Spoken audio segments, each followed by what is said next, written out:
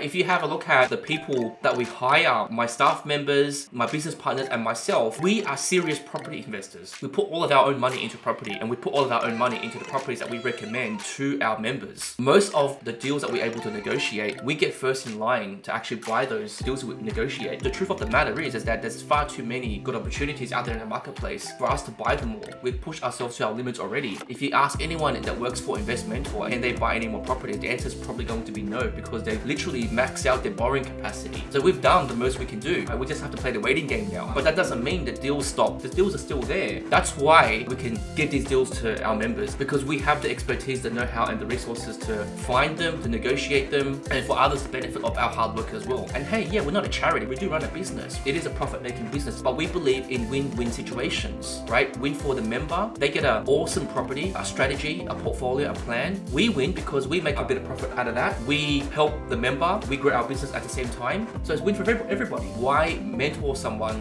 when we can just take our own advice is you can do both at the same time. Why just do one or the other? Why not do both at the same time? It's a pretty dumb question if you ask me.